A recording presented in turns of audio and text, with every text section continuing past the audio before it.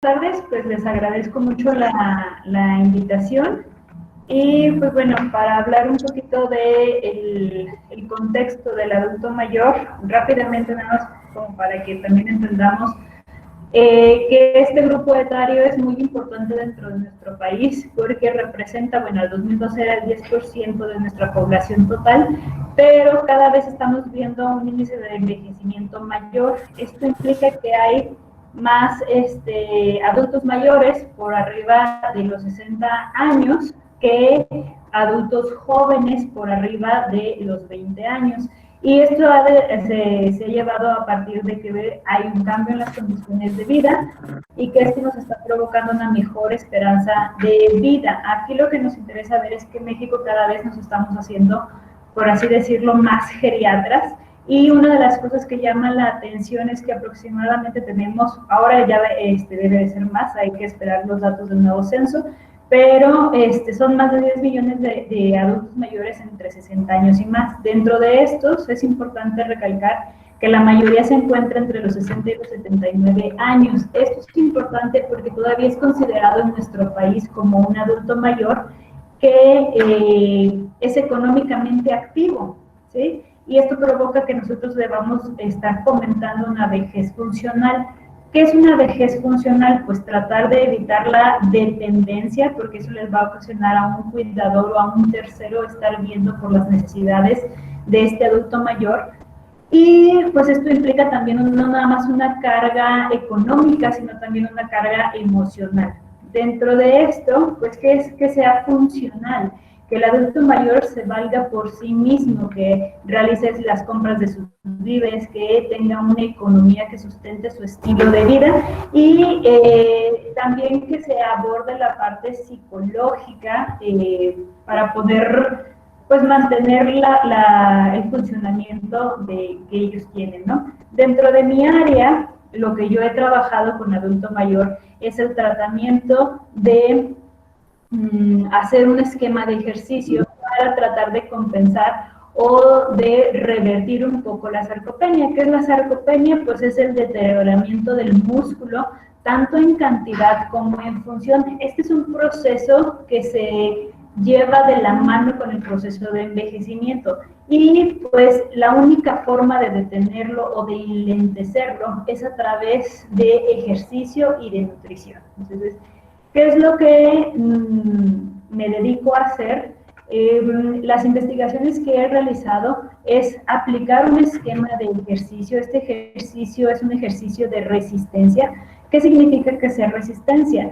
Pues bueno, es el uso de cargas que sean cada vez mayores o de repeticiones constantes que le ayuden al músculo a generar esta fuerza y necesariamente en algún momento, si va de la mano con una buena nutrición, lleva también al aumento de una masa muscular magra. Esta hipertrofia se puede dar en las primeras etapas del envejecimiento, es más fácil, es decir, a partir de los 60, 65 años es más fácil provocar esta hipertrofia. Pero conforme el adulto mayor tiene más edad, es un poco más difícil porque hay un concepto de resistencia anabólica a esta hipertrofia, pero se puede compensar cuando utilizamos un poco más de carga, es decir, de peso de lo que nosotros estamos utilizando para realizar este ejercicio. Una de las problemáticas que veíamos al hacer este esquema de ejercicio es que siempre pensamos en utilizar pesas o siempre pensamos en aparatos de gimnasio para poder hacer este tipo de ejercicio de resistencia. Cuando si nos ponemos a pensar en el adulto mayor, es realmente complicado que un adulto mayor vaya a un gimnasio. Es raro ver a una persona de estas características en un gimnasio. Entonces, lo que nosotros tratábamos de hacer era buscar el uso del peso propio de la persona o equipo que sea muy básico, que sea fácil de mantener y que sea económico. Cosas que son importantes para mantener una actividad física que después nos va a ayudar a mantener esta funcionalidad. Y los ejercicios son extremadamente sencillos. Esto que les estoy pasando son de dos diferentes asilos. En este primer asilo, las personas viven sus 24 horas dentro del asilo. y entonces son condiciones como un poco más precarias, porque pues no salen, la comida hay que buscar que sea de la mejor calidad, pero lo que nos dimos cuenta es que cooperaban con nosotros, les gustaba que fuéramos a realizar los ejercicios. Si ustedes se fijan, ahí estamos haciendo el uso de bandas, y las personas que no traen bandas elásticas hacían el ejercicio con su propio peso. Igual se les aplicó, se les estuvo comentando que no nada más fueran las personas que podían, que eran funcionales, por así decirlo, que caminaban, que eran independientes, sino también buscábamos integrar a las personas que presentaban algún tipo de discapacidad o un apoyo de movilidad, ya fuera bastón o una silla de ruedas. Y vimos que los adultos mayores les llamaba la atención el uso de estos equipos, cooperaban muy bien con nosotros, y un punto muy importante es también dentro de esto que vimos en la investigación fue ver que aquella persona que anteriormente hacía ejercicio en su vida adulta joven, era más fácil que generara la mejora en la funcionalidad, porque cuando el músculo se empieza a ejercitar, no es tanto que aumente la cantidad, sino lo que más nos interesa es la funcionalidad de esa fibra muscular, porque eso se relaciona a que la persona podía más fácilmente levantarse de su cama, más fácilmente levantarse de una silla, realizar actividades de la vida diaria, el poderse caminar 400 metros sin detenerse, etcétera. Fueron algunos de los beneficios que nosotros pudimos ver con pocos ejercicios. Nosotros nuestro esquema de ejercicio lo hicimos por 3 meses continuos, 3 veces a la semana. Este es un segundo asilo en el que ya estoy aquí en la ciudad de Aguascalientes, aplicando pues un poco más de fuerza y de resistencia en las cargas, porque estos adultos mayores en este asilo solo estaban parcialmente, es decir, nada más venían por la mañana y tenían unas mejores condiciones de vida. Lo que estamos viendo es hace 2 meses, pero lo que me llamaba la atención es que las señoras y los señores querían hacer el ejercicio, buscaban hacerlo, ya se daban cuenta de la necesidad de hacer actividad física por los beneficios que empezaron a ver en sus compañeros. Y una de las cosas es no nada más decirles qué hacer, sino hacerlos con ellos. Yo me di cuenta que cuando yo hacía el ejercicio con ellos, era más fácil que ellos practicaran conmigo o me explicaran si les dolía algo, si lo estaban haciendo bien. Entonces, el hacerlos participativos en este esquema de ejercicio nos empezó a generar también una mayor cantidad de beneficios psicológicos. ¿Qué es lo que les puedo decir de esto? Pues en mi experiencia, no nada más es el ejercicio, sino también es la nutrición, ¿no? Es el buscar que hasta ahorita lo que hemos hecho es buscar que el ejercicio nos mejore la funcionalidad. Sí nos ha dado, tanto en las 2 investigaciones, hemos mejorado la función del adulto mayor. Y también es importante entender la nutrición en este proceso. Aquí todavía no lo abordo tanto porque es una de las pocas cosas que apenas van a salir de esta nueva investigación, pero hay que ver la calidad y la cantidad de la proteína. Nosotros hemos encontrado que si nos mantenemos entre 1.2 y 1.6 gramos de proteína por kilogramo de peso, ayuda al aumento en la síntesis proteica, y que si esta viene principalmente de lácteos, porque tiene una mayor cantidad de leucina y de aminoácidos esenciales, mejora la calidad de la proteína y se puede ver una mejor relación con el ejercicio. Y lo que yo quiero para finalizar es que tenemos que buscar el evitar la dependencia del adulto mayor, mantenerlos. Y ya por último, algo que a mí me gusta ver con mis adultos mayores es integrar a la juventud.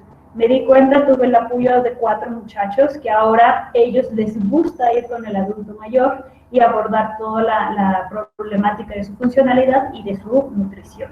Eso es lo que yo les puedo compartir de mi experiencia. Muy bien, muchas gracias, Judy.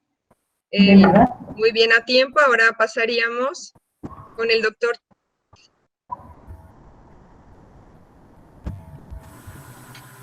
Hola, muy buenas tardes a todos.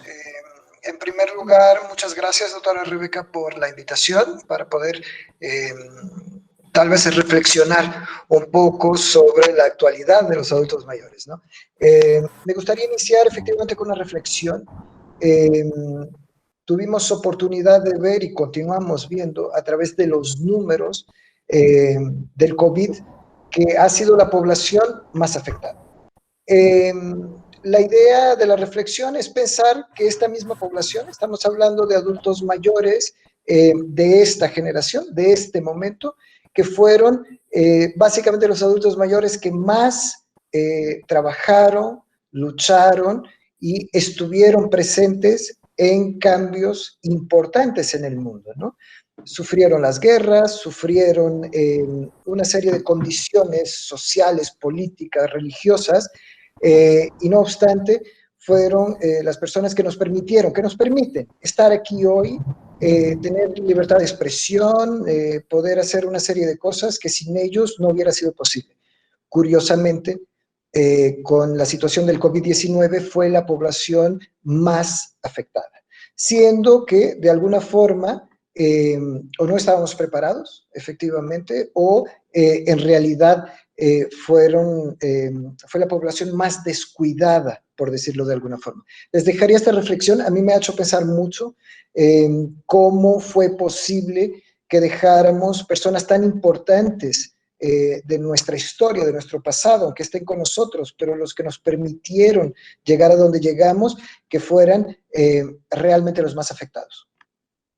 Por otro lado, tenemos que tener atención a los conceptos, y el concepto de envejecimiento activo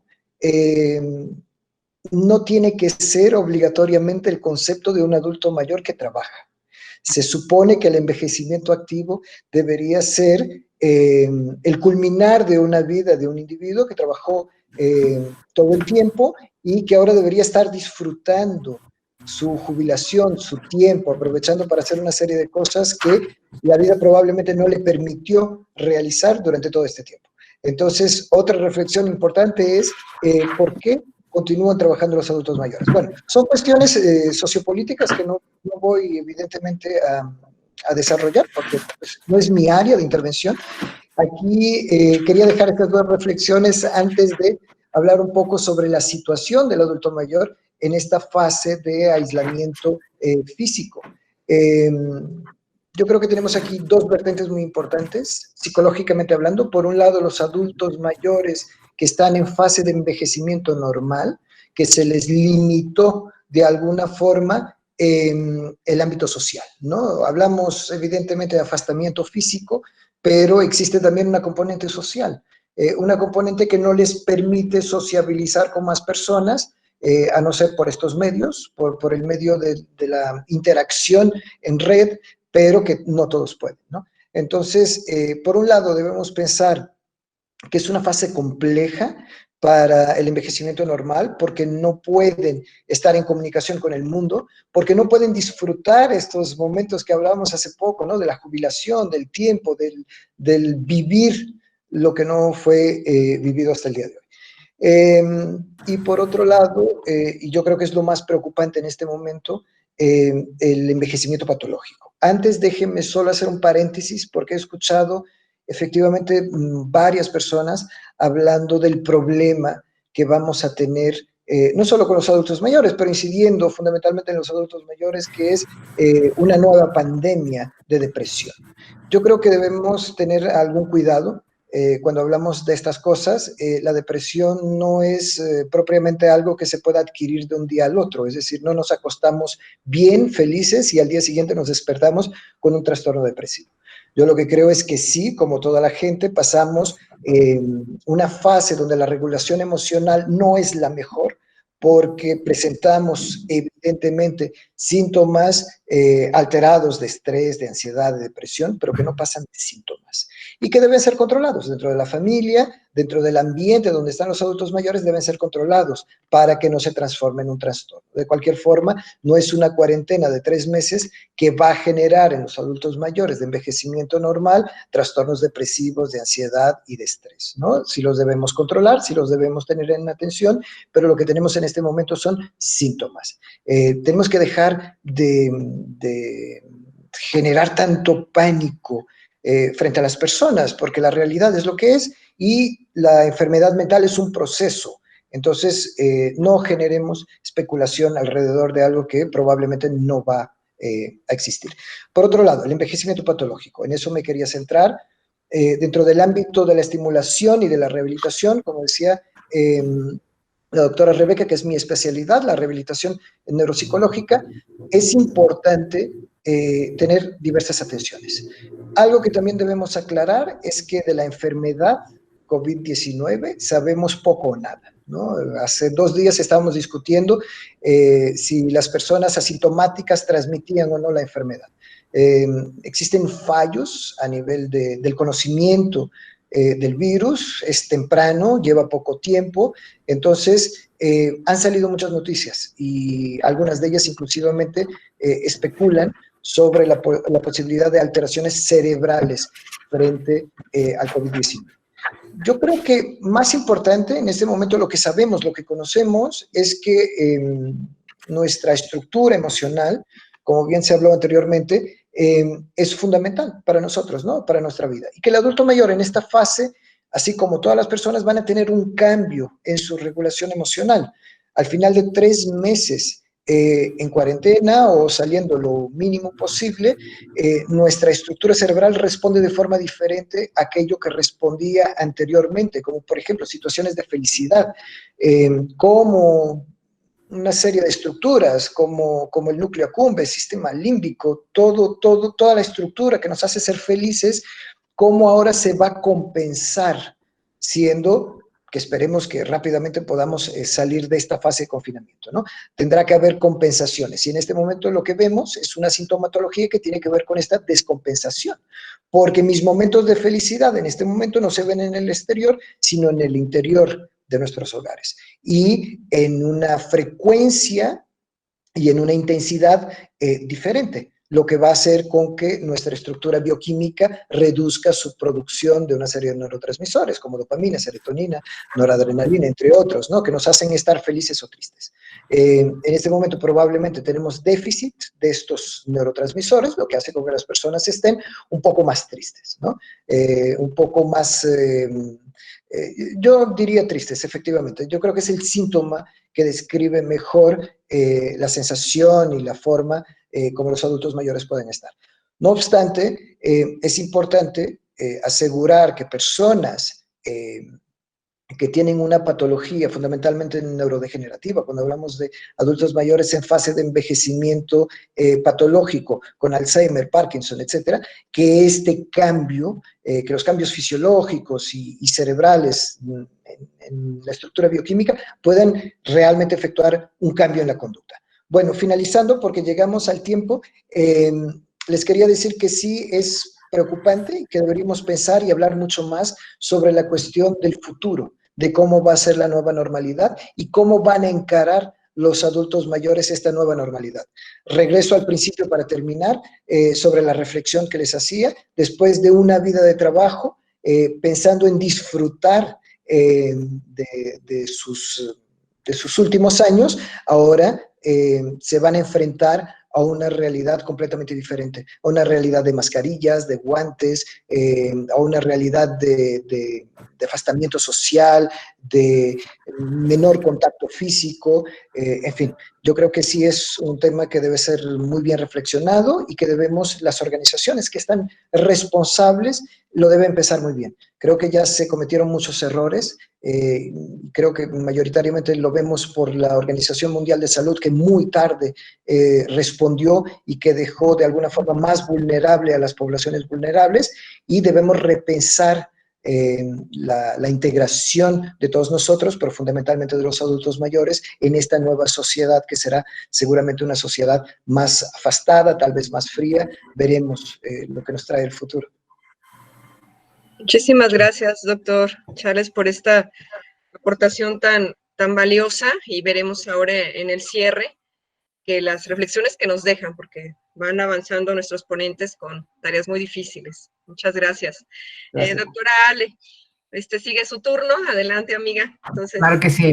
Antes que nada, muchísimas gracias, Rebe. Creo que es una responsabilidad moral esto para nosotros, el poder compartir con, sobre todo la gente joven, un poco de lo mucho que hacemos y que a veces se queda en artículos científicos, se queda en libros, pero no lo platicamos y creo que esto es un momento único, que me encantó el poder convivir inclusive con los otros doctores que no tenía el placer de conocerlos. Pues bueno, yo trabajo en la Universidad Autónoma de Ciudad Juárez, como ustedes saben, digo, políticamente y a nivel social, Ciudad Juárez siempre se ha visualizado como una ciudad problemática y efectivamente hemos pasado por situaciones muy complicadas, incluso en nuestro día a día, nuestro trabajo se vio afectado por ciertas condiciones, pero eso no ha limitado el hecho de que tengamos este interés genuino de trabajar con este grupo de población. Mi experiencia data del 2006, que empecé a trabajar un aspecto epidemiológico sobre conocer cuáles eran las condiciones de vida del adulto mayor en Chihuahua. Como saben, pues tenemos en la zona de frontera condiciones difíciles.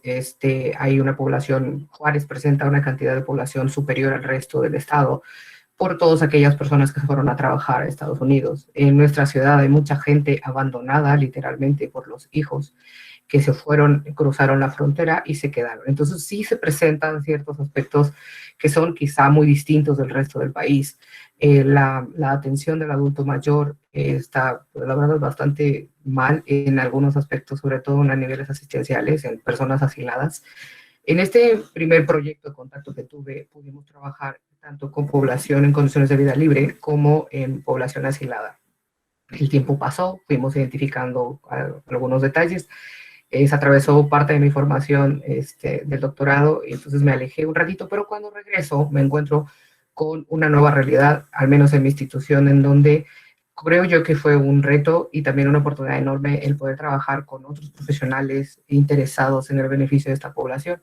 Y entonces me alío con gente del área de tecnología de alimentos y con gente de psicología y con gente del área de la bioquímica. Entonces diseñamos unas intervenciones. Al contrario de la doctora Judith, yo trabajo la parte de la intervención de alimentos. Acabamos de terminar una intervención muy linda con un alimento funcional. Bueno, fueron dos. Los tecnólogos se encargaron de diseñar un pan tipo muffin y una bebida que estaba adicionada con la harina del Brosimum galecastrum, también llamado Ramón o semilla o nuez maya, que creo que ya se le empieza a dar también más difusión. Y entonces, pues empezamos a hacer una intervención. Pero además de todo esto, yo una de las cosas que sí les quisiera comentar es que además de trabajar con ellos, yo soy voluntaria en asilos. En nuestra ciudad también tenemos un detalle que hay muchos asilos que están a cargo de la sociedad civil, no forman parte ni llevan otro tipo de apoyo gubernamental. Entonces, hay una necesidad imperante y creo que también es importante conocer desde adentro la parte de las condiciones de este adulto mayor para saber cómo íbamos a incidir con ellos. Y obviamente también siempre me rodeo de muchos estudiantes. Debo presumir un poco que me sobra estudiantes con quien trabajar. Hay mucha gente que ya al ver todo este interés por parte de los docentes, investigadores en trabajar con los adultos mayores, se van contactando y esta, digamos, interacción intergeneracional creo que ha sido bastante provechosa para todos. Creo que hemos generado ahí un cambio también en la percepción de lo que el profesional, en mi caso, que estoy encargada del área de la formación de licenciados en nutrición, cada vez hay más estudiantes interesados y creo que es un aspecto importantísimo que también teníamos que rescatar, el hacer más gente, no solamente bien formado profesionalmente, sino con una calidad humana, sensibilizados ante las distintas condiciones que atraviesa el humano a través de este ciclo de vida y que el adulto mayor pues tiene condiciones bien difíciles. Continuando con lo del proyecto, la verdad ha sido bien gratificante, no solamente por el trabajo multidisciplinar, sino por ver esa necesidad que existe en los centros asistenciales, en los asilos. Intervenimos 3. Lo que vimos es un aumento del apetito, que fíjense que ahí debo decir que tuvimos un detalle, no lo medí, no estaba visualizado medirlo, pero fueron de esos aspectos de observación que tenemos dentro del desarrollo de las investigaciones. Apreciamos un incremento en el apetito, quizá el hecho de que se sienten más cuidados, más atendidos, el convivir con jóvenes. Obviamente, yo uso mucho la técnica del registro pesado de alimentos porque me voy así al milímetro de saber qué están comiendo, cuánto están comiendo. Y pues fue un trabajo arduo estar a las 6:30 de la mañana tomando muestras sanguíneas, estar a las 7 de la mañana pesando alimentos porque ellos toman su café antes del desayuno. Y luego viene la parte dura, ¿no? De tener que decirles a las instituciones, mira, tienes que ajustar y adecuar, porque definitivamente las necesidades nutricionales del adulto cambian. Entonces, eso creo que ha sido uno de los retos mayores a los que nos enfrentamos siempre en los asilos, el tener que decirles, hay que hacer ajustes en los menús. Y bueno, con la intervención estuvimos como un mes monitoreando, como para ver cómo era su dieta habitual, o sea, pesamos el alimento un mes y después intervenimos otro mes. ¿Qué podemos observar? Mayor apetito, podemos observar obviamente un incremento en el consumo de energía, y ya de por sí los alimentos que otorgamos aumentaban sobre 18 gramos de proteína, más o menos, ese fue el promedio en nuestra población. Entonces los marcadores bioquímicos se notaron. Logramos conseguir aumento de peso en algunos, sobre todo en aquellos, perdón, se me pasó decirles que eran personas que tenían ya sarcopenia o presarcopenia. Pudimos ver esa recuperación del peso, pudimos ver que no hubo un desgaste tan mayor. Por ejemplo, miren, tengo un caso en especial que si bien no puede ser significativo, pero son cosas que debemos de observar. Una sola persona, un señor, durante el mes de seguimiento había perdido 6,5 kilos de peso. O sea, eso realmente es mucho en un mes, muchísimo. Y cuando durante el mes de la intervención el señor no perdió peso, se quedó como estable en su peso. Entonces creo que eso son algunos detalles dentro de los procesos que nosotros desarrollamos en las instituciones que nos ayudan también a ir retomando y pues darle continuidad a las líneas de investigación que seguimos desarrollando. Y bueno, no sé, creo que todavía tengo tiempo, ¿verdad? Yo quisiera además, sí, ya hacer para cerrar una reflexión rapidita, y quisiera pues que todos nos pusiéramos a pensar justo en que la calidad de vida inicia desde etapas tempranas, que la calidad de vida no se mide en la etapa de la vejez, y que al final es el bienestar que vamos a tener en esta etapa es el resultado de lo que hacemos y no hacemos durante toda nuestra vida. Entonces, a reflexionar un poco sobre qué estamos haciendo ahora nosotros personalmente, con nuestros familiares, nuestros padres, nuestros abuelos, para lograr esta calidad de vida y un bienestar durante la etapa de la vejez. Muchas gracias. Gracias, doctora Ale. Muchas gracias también por esta tercera aportación.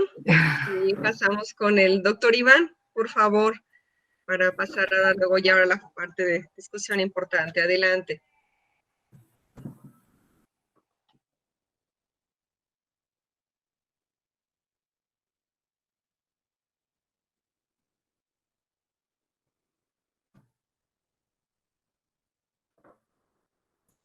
Perdón, ¿ya me escuchan? Sí. Muy bien. Entonces, ¿ahí están viendo mi presentación? Porque estoy compartiendo la presentación. ¿Sí? Sí, ya se ve. Bueno, muy bien.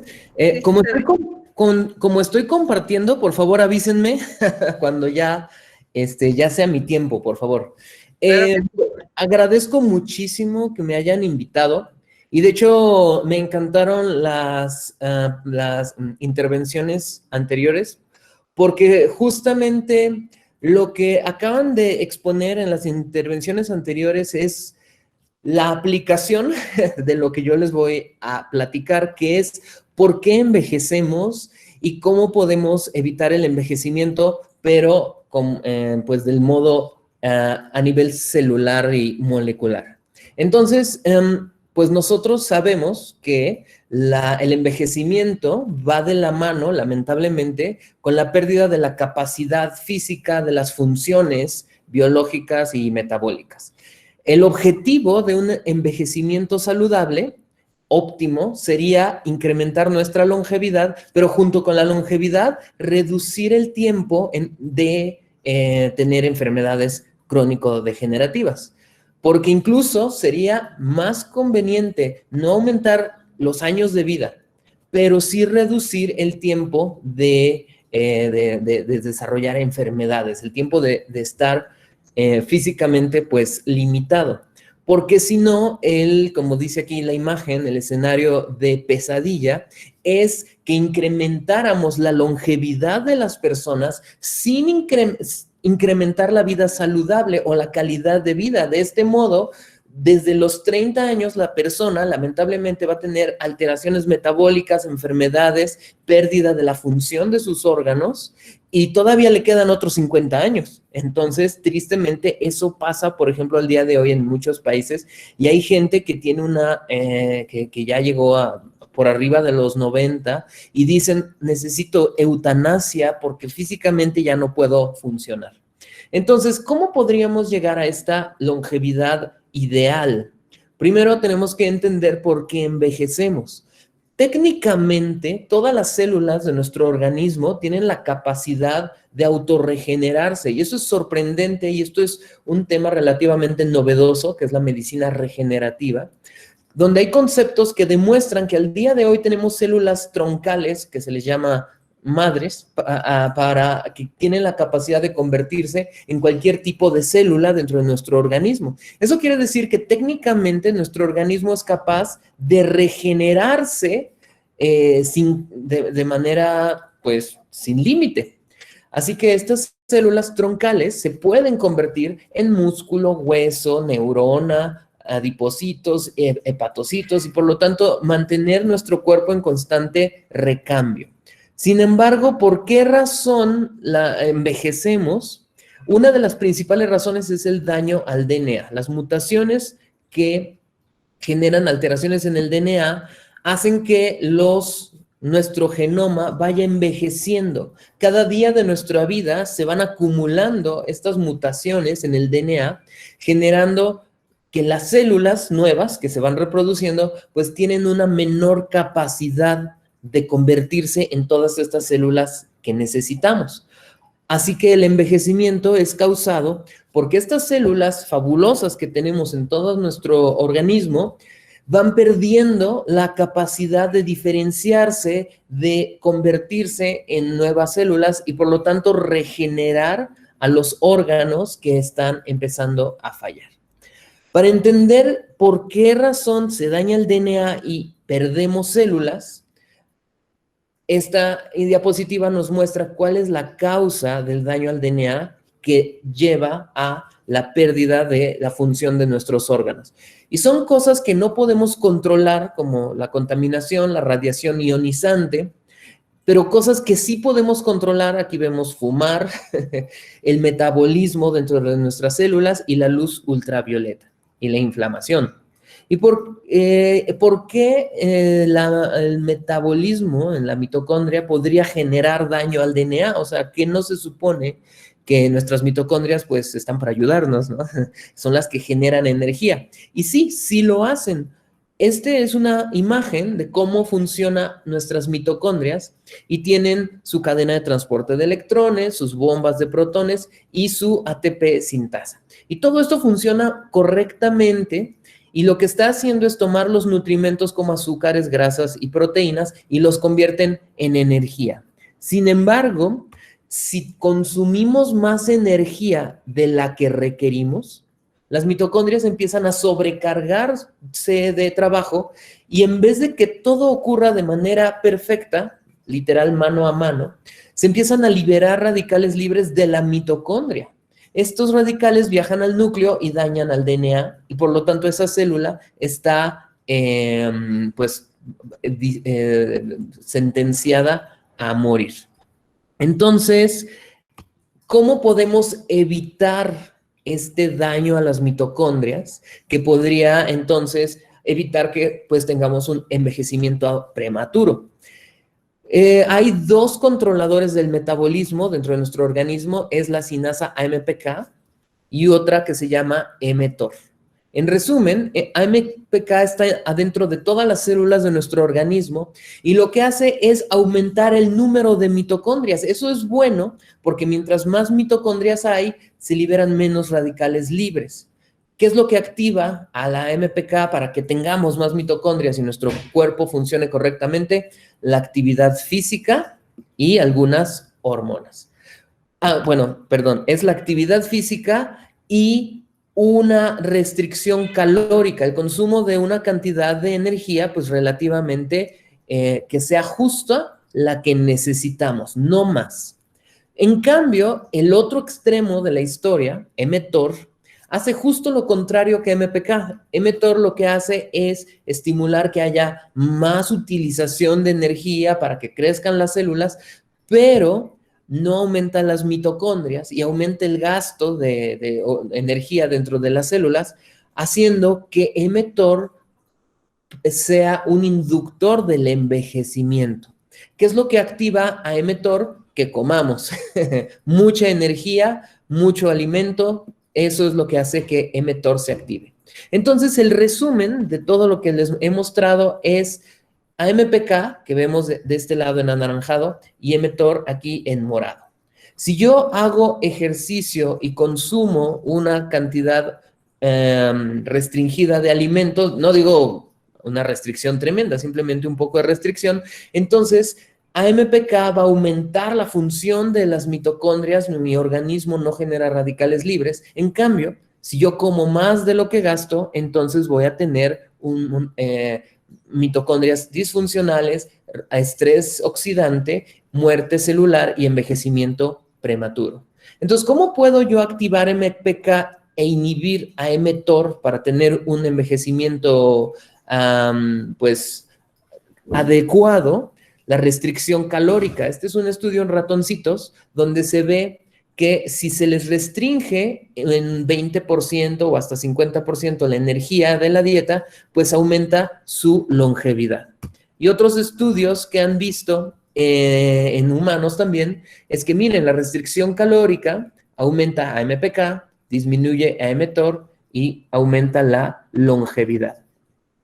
Sin embargo, no necesitamos tener una restricción calórica tan tremenda todos los días, porque incluso, como decía alguien anteriormente, pues una persona de edad avanzada puede tener deficiencia de proteínas y puede tener fragilidad. Entonces, ¿qué es lo mejor que podemos hacer en la vida para llevar a una longevidad saludable? Y es elegir qué comemos. Y es sorprendente porque aunque uno no haga esta restricción calórica que se ha demostrado que mejora la longevidad, el hecho de consumir alimentos no ultraprocesados se ha asociado con un efecto benéfico en la salud.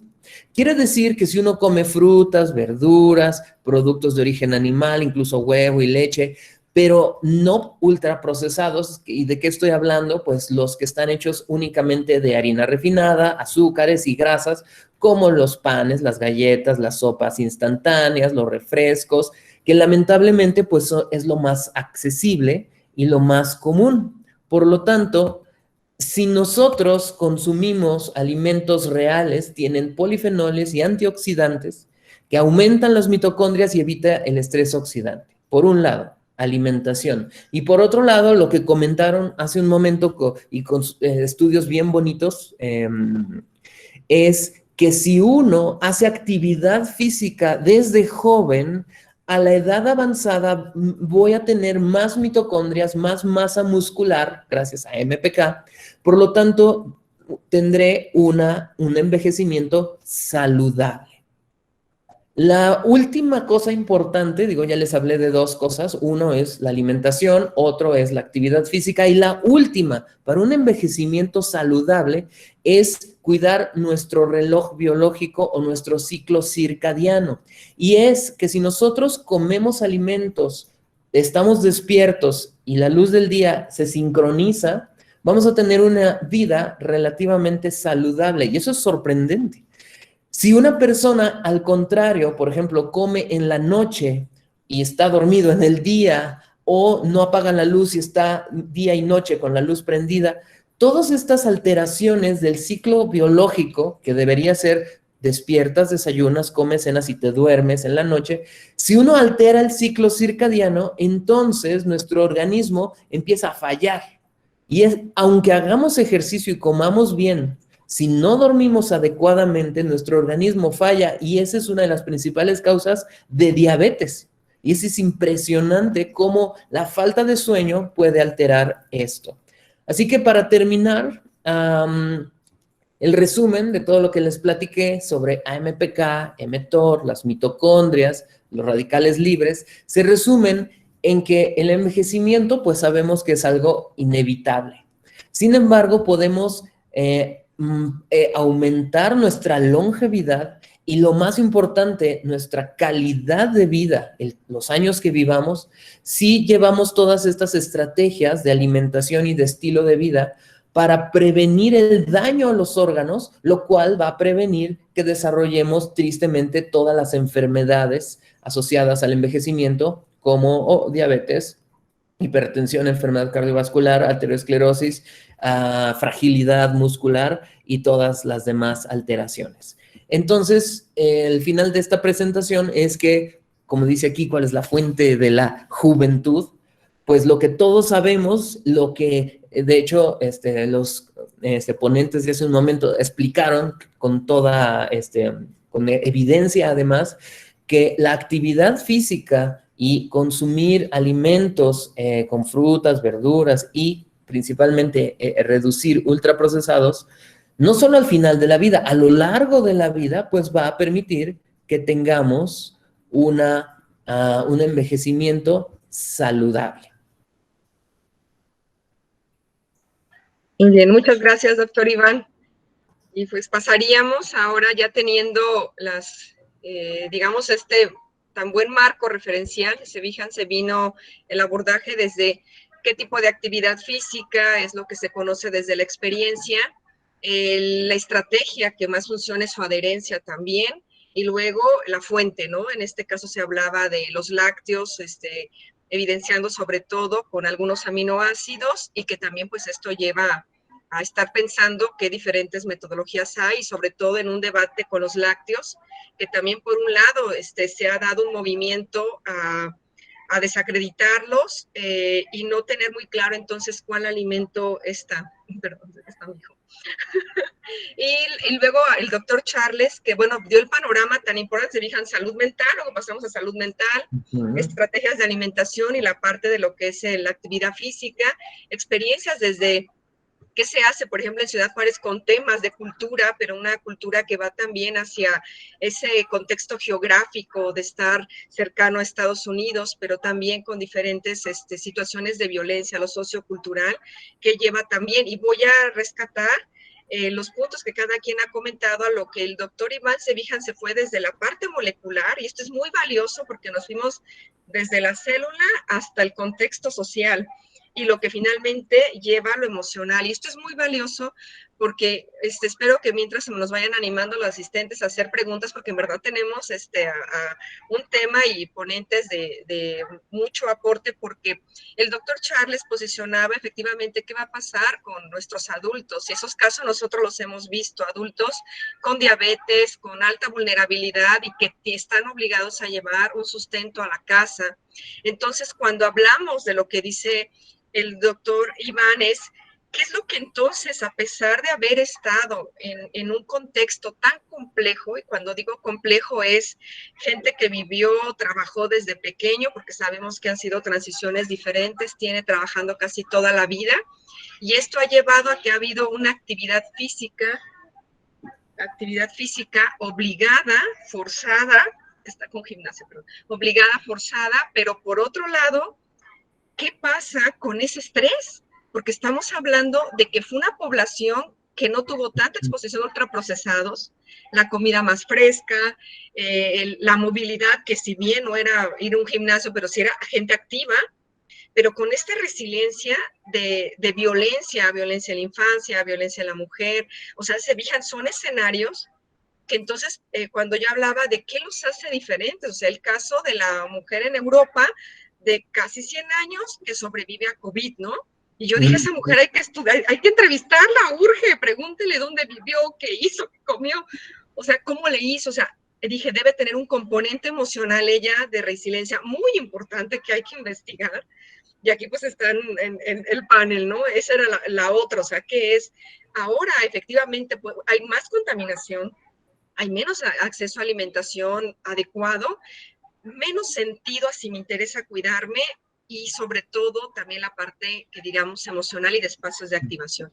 Entonces yo pongo esta parte de contexto porque sería muy valioso si ustedes como nuestros ponentes, ¿qué tendríamos que integrar con ello, no? Que eso sería, dice Monse, que dónde coloca la pregunta porque no ve la opción de mano. Pues yo creo que directamente en el chat, Monse, será. ¿Cómo se coloca preguntas? Dice, no veo la opción. No, si gusta, Paula, si gustas irla poniendo directamente, aquí yo voy leyéndolo. Dice, es Paula, perdón. Entonces, quisiera si pudieran, un momento dado, a ver, Paula, ¿quiere comentar? Sí, aquí ya había Paula.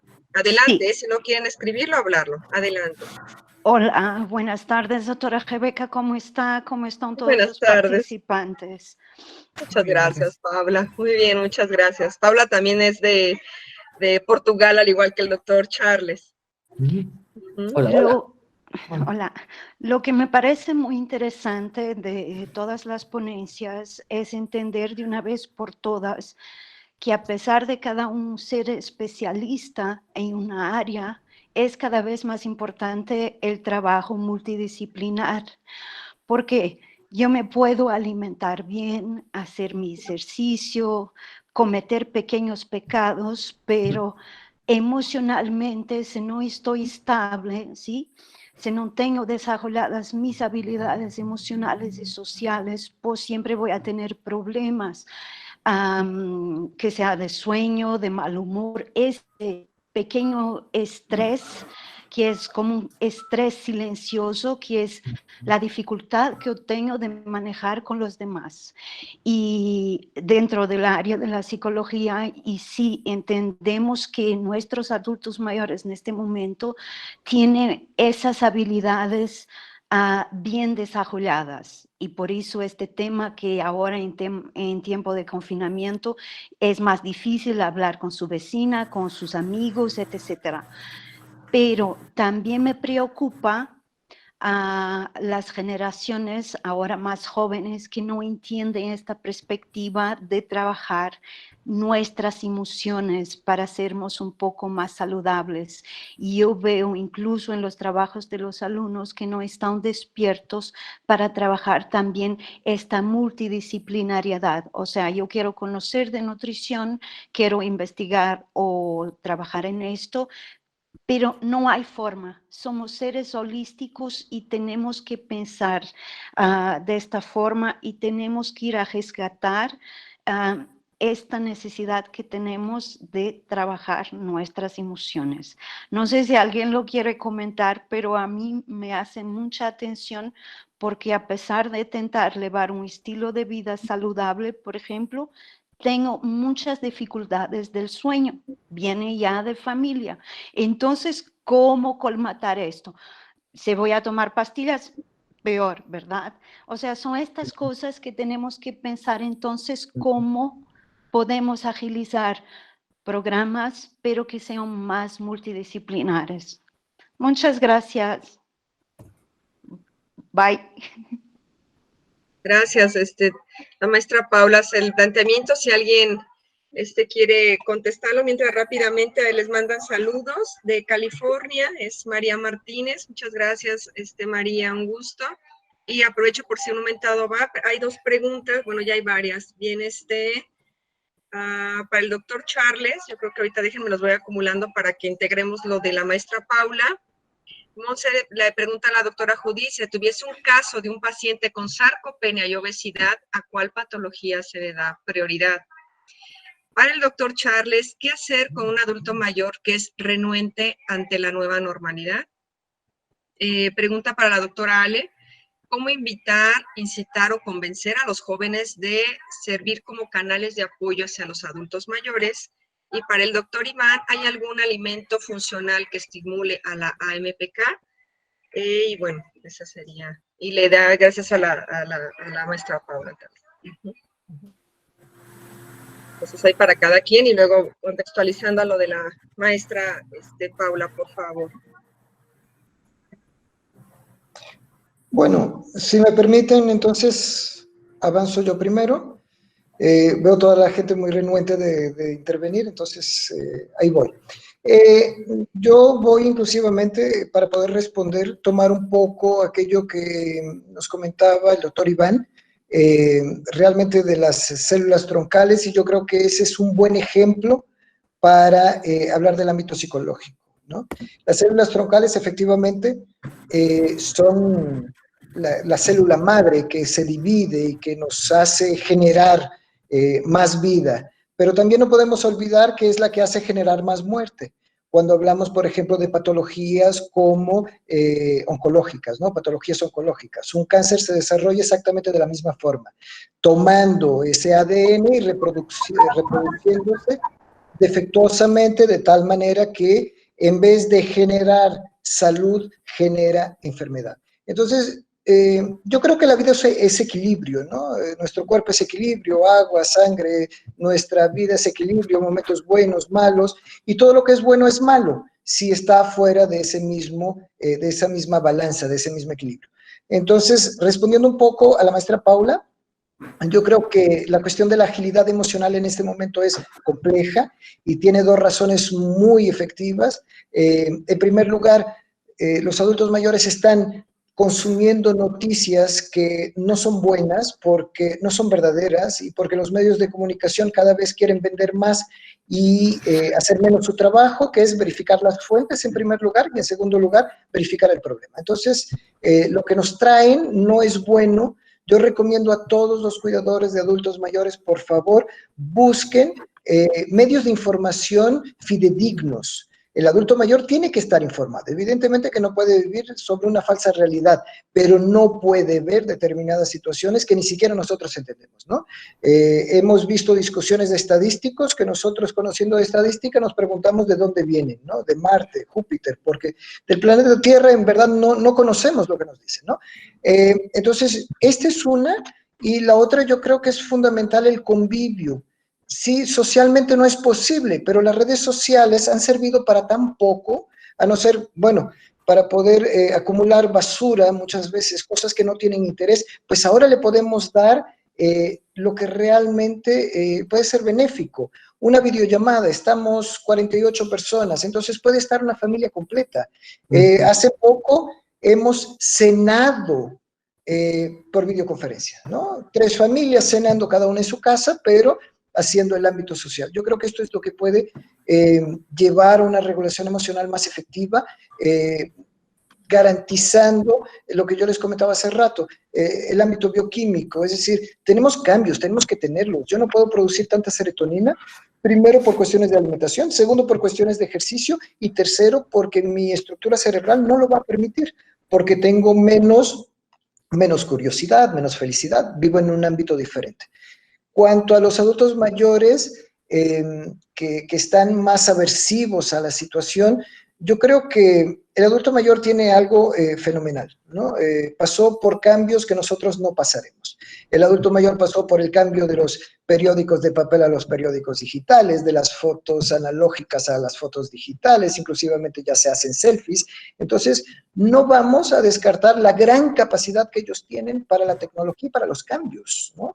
Lo que tenemos es que estar presentes. Y yo creo que estar presente no es estar ahí con él, sino escucharlo, comunicar, ser asertivo y poder estar bien y con satisfacción. Si yo estoy estresado y estoy al lado de un adulto mayor, por muchas agilidades sociales que pueda tener, no va a estar bien, porque yo no estoy bien. Entonces yo creo que empieza por nosotros. Para que ellos se puedan adaptar, tienen que ver que nos adaptamos. Nunca se olviden que la preocupación del adulto mayor ha sido siempre sus hijos, sus nietos. Entonces, si ellos no están bien, ellos seguramente no lo van a estar.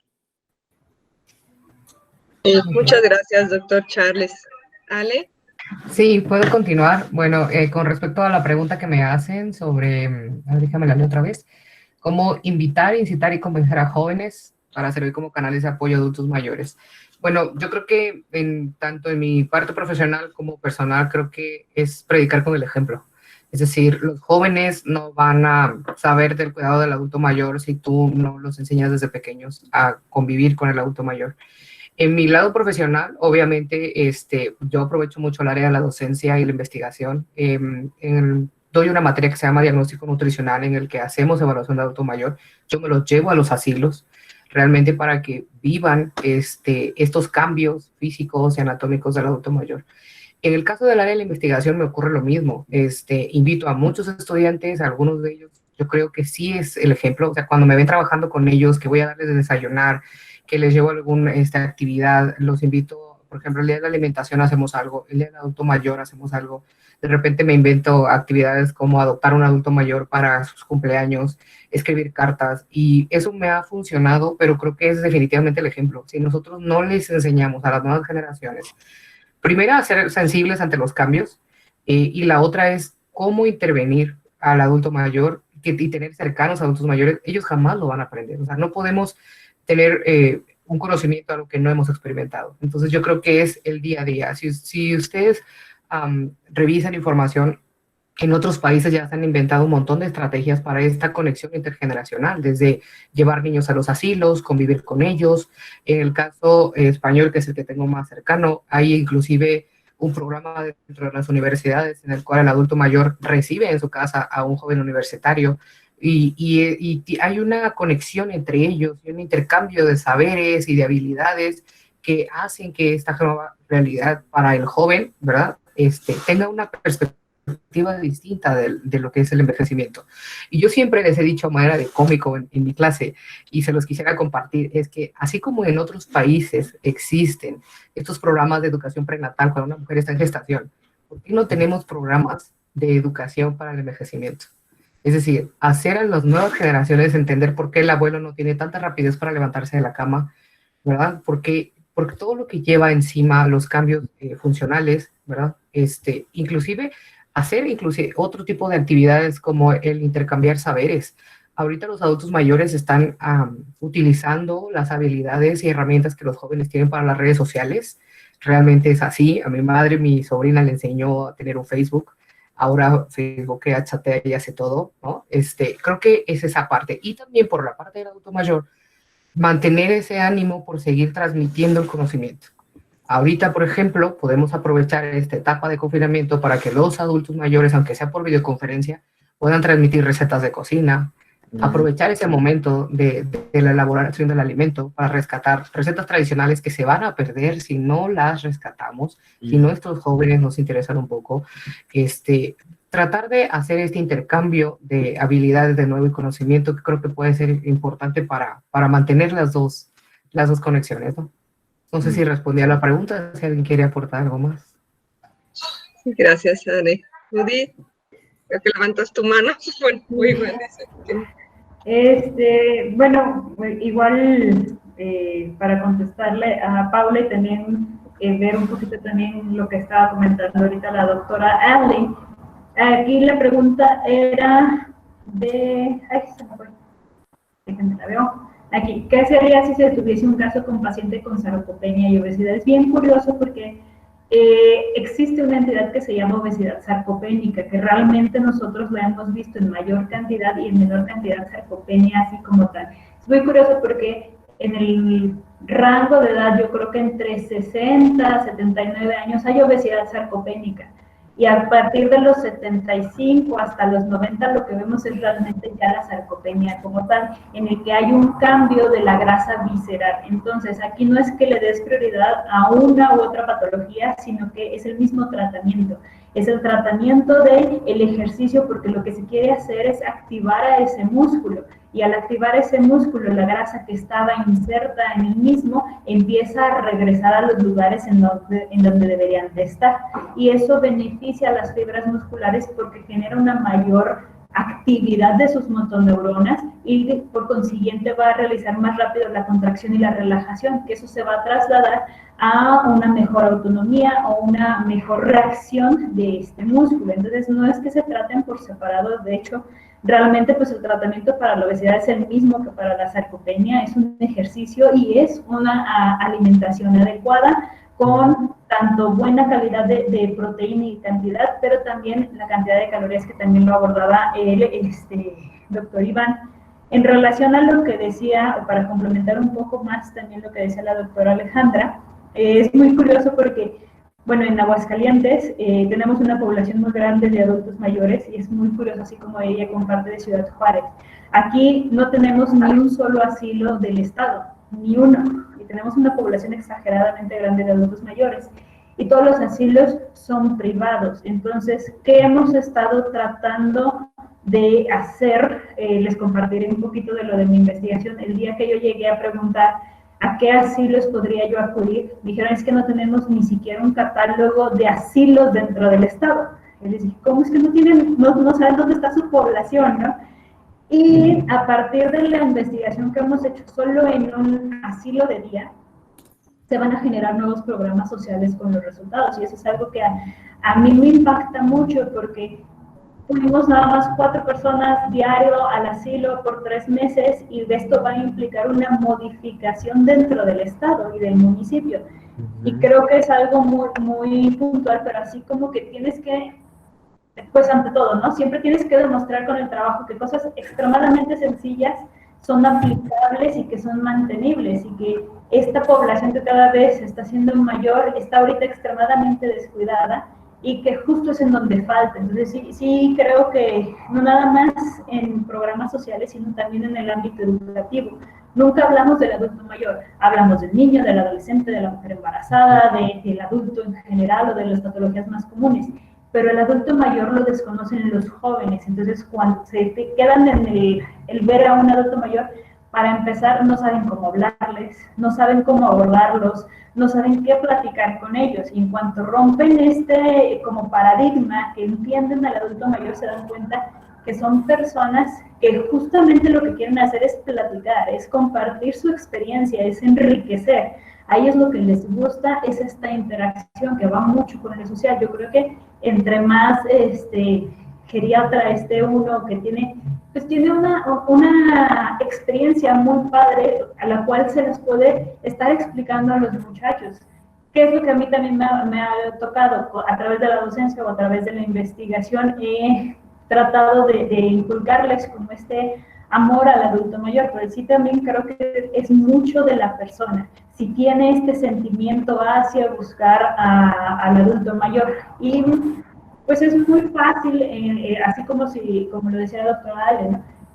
Si uno les da el ejemplo, ven cómo se trata, ven la facilidad que se tiene en este nicho y ellos empiezan a ver el efecto tan rápido que se tiene con un adulto mayor. Entonces, sí hay que tratarlo de fomentar la relación o la comunicación con el adulto mayor y ver que el ámbito social es muy importante, sí, pero con cosas muy sencillas en relación a la alimentación y al ejercicio.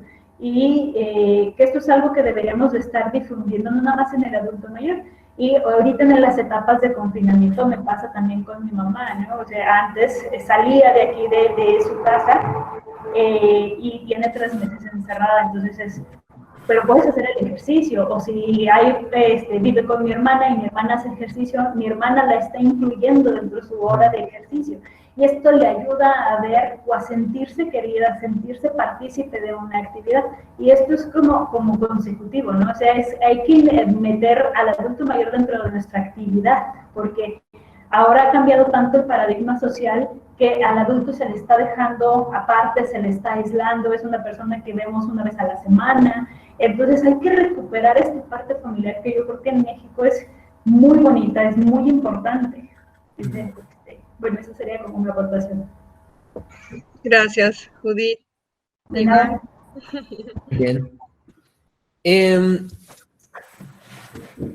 En verdad es fabuloso esta sesión que estamos teniendo porque cada quien desde su área de especialidad aporta y como dijo Paula, quien fue la que participó ahorita comentando, que justamente el que cada uno de nosotros desde nuestra trinchera aportemos para que entre todos se genere esta solución y estrategias, ya sea desde públicas, políticas, pero yo creo que la estrategia más importante no es la que tú esperas que algún día salga publicada en el diario de la Federación, sino estrategia que uno mismo, para sí mismo, yo ir planeando mi envejecimiento desde ahorita, y mi familia que está envejeciendo, ayudarla y apoyarla con las mejores recomendaciones. Entonces, por ejemplo, la pregunta que me hicieron, ¿hay algún alimento funcional que estimule a la AMPK?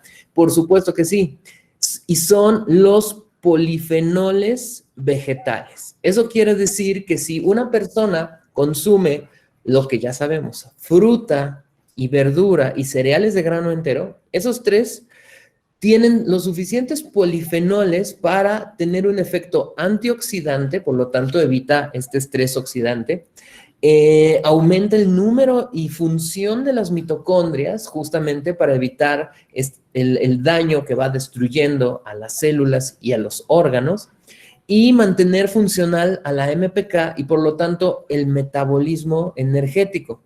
Entonces, yo no sé, me encantaría saber, por ejemplo, qué tipo de alimentación consume generalmente, o sea, como en general, las personas de edad avanzada. No sé si les empieza a gustar más cosas dulces o más procesados, tal vez digan, yo no voy a masticar una manzana.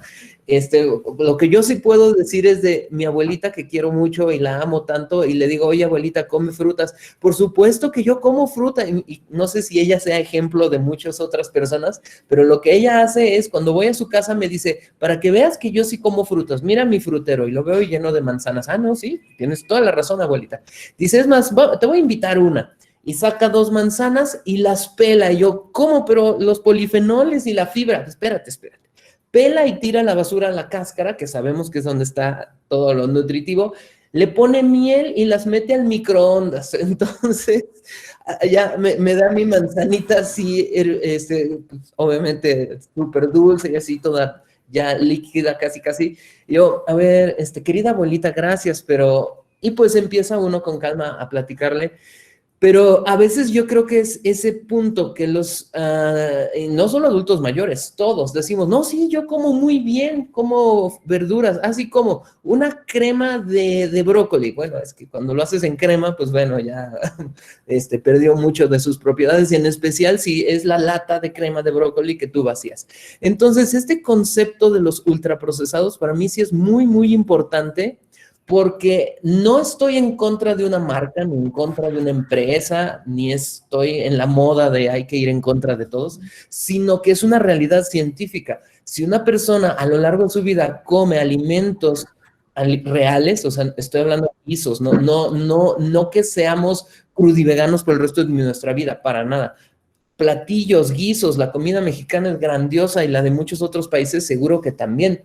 Pero el problema es cuando empieza uno a comer los productos empaquetados y se ha asociado eso con el envejecimiento prematuro.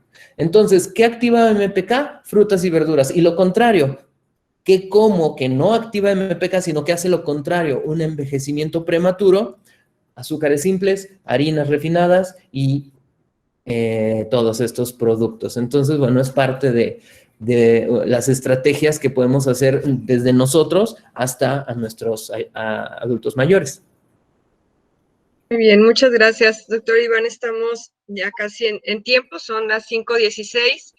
Hay otra pregunta que inclusive va para el doctor Iván, que habla para el caso de hidratación en los adultos mayores, si hay alguna consideración dice que una disminución en la percepción de la sed, de hecho está aquí algún caso, y dice, ¿podría la deshidratación considerarse un factor de riesgo para la disminución de la absorción de nutrientes?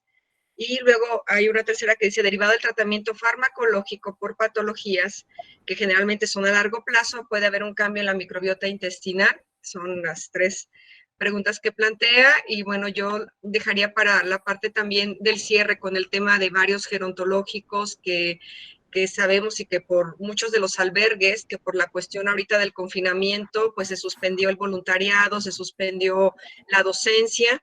Yo quisiera un poco en que alguien pudiera platicar y sobre todo hacer un mensaje, cómo podríamos, sobre todo, con lo que va haciendo, que muchos de estos son organizaciones de la sociedad civil, y por ejemplo para Guanajuato, pues sí se tiene por parte de gobierno los gerontológicos, pero ¿cuál sería efectivamente la invitación para empezar a acercarnos? Porque efectivamente pues se suspendió todo, ¿no? Inclusive para acompañar que se pudiera en este aspecto, pues sí comentar, aconsejar,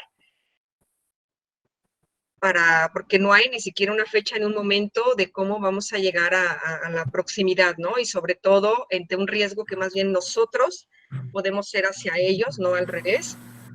Y entendiendo que, por ejemplo, en los asilos, yo específicamente recordando el que conozco, la vulnerabilidad, sobre todo alimentaria, pues es una brecha abismal, ¿no? En el tema de nutrición, más adulto mayor desnutrido y con periodos muy prolongados de ayuno, que bueno, sería como la parte de cómo tendríamos, porque también hay esa necesidad, ¿no? La parte social que no termina. Entonces, eso sería para mí pregunta, si me permiten, y con la que esto para cerrar, por favor.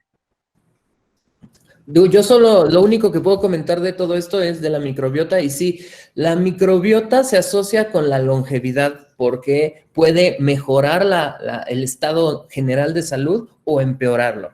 Y se responde con la misma pregunta que todo lo anterior.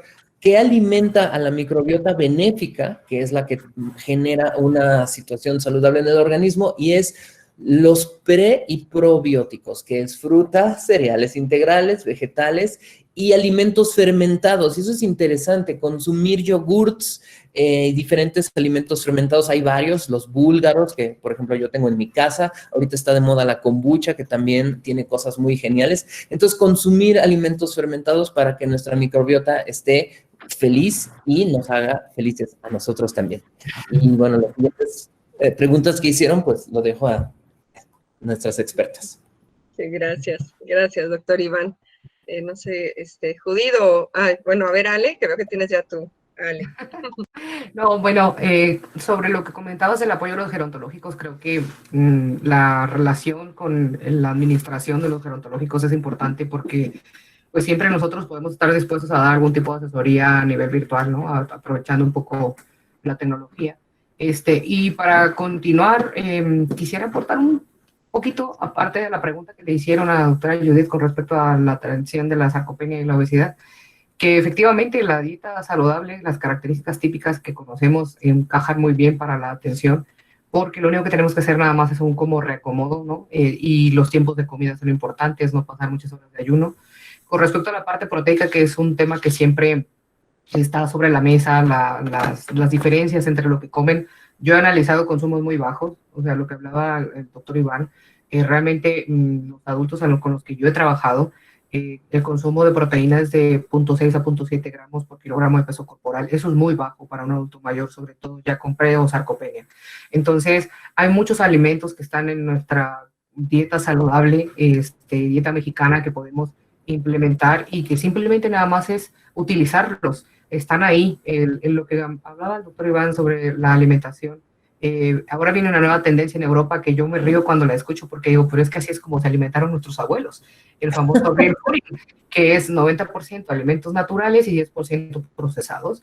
Es decir, si la abuela sabe hacer una sopa con la pasta de tomate, pues hacerla natural. No tenemos por qué comprar un empaquetado que además lleva muchísimo sodio, ¿verdad? Y que muchos de estos también llevan azúcares que no necesita el adulto mayor.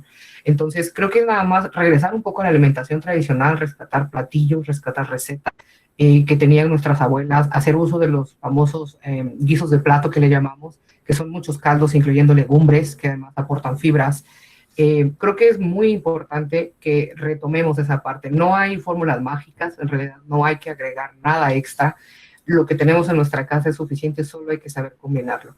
Y ya para cerrar, uno de los elementos, digamos, dentro de la gama de proteínas, un aminoácido que tiene mucha relevancia ahorita en la investigación es la leucina. Chicos, la leucina la podemos conseguir en huevo, en leche, en harina de avena, en semilla de calabaza, que siempre ha formado parte de nuestros pipianes, en semillas de girasol, que las podemos utilizar en muchísimas recetas dentro de nuestra comida mexicana. El cacahuate. El cacahuate está en nuestra mesa desde siempre, entonces es un producto oleaginoso que aporta ácidos grasos saludables, que te aporta fibra, que te aporta leucina. Entonces, es simplemente tomar esas recomendaciones generales y adecuarlas dentro de la dieta. La chía también es otro de los elementos que tenemos que recomendar por los omega 3 en general, pero todo lo que tenemos en nuestra casa nos sirve para llevar una alimentación saludable y que pueda favorecer el tener una dieta que pueda aportar beneficios a la salud del adulto mayor.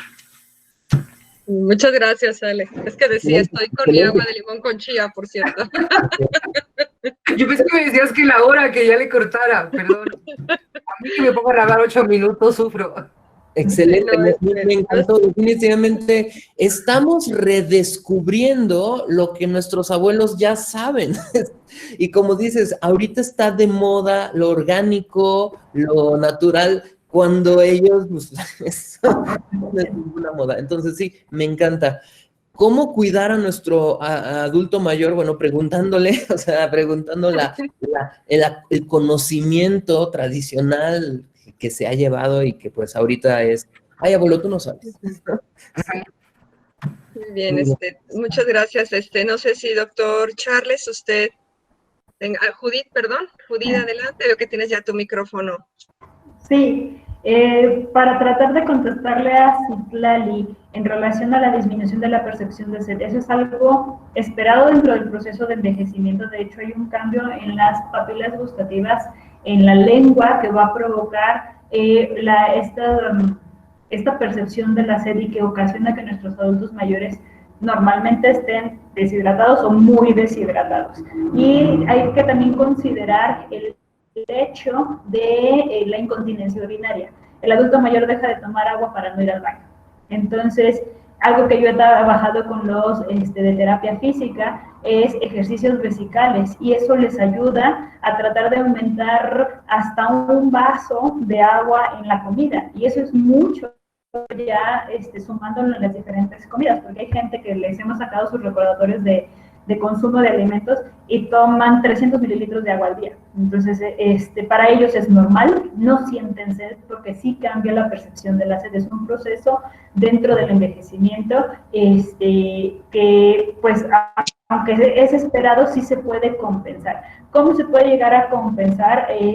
Con el uso de alimentos un poco ácidos que hacen salivar más y esto va a provocar que se sienta o que se perciba esta sensación de sed y que se consuma un líquido. Entonces, si nos podemos ayudar, obviamente no le digan que se coma así el limón como tal, sino que sí buscar alimentos que no sean más bien evitar lo dulce y buscar un poco más salado o ácido o amargo. Entonces, estos sabores son más fáciles de percibir por el adulto mayor y van a ocasionar una mejor salivación y por lo tanto también un mejor consumo de agua. De que disminuye la absorción de los nutrimentos es obviamente, y también va muy relacionado a la baja de consumo del agua, el proceso de estreñimiento que todos mis adultos mayores tienen. Cosas que nosotros hacemos para tratárselo de disminuir, pues es un beneficio del ejercicio.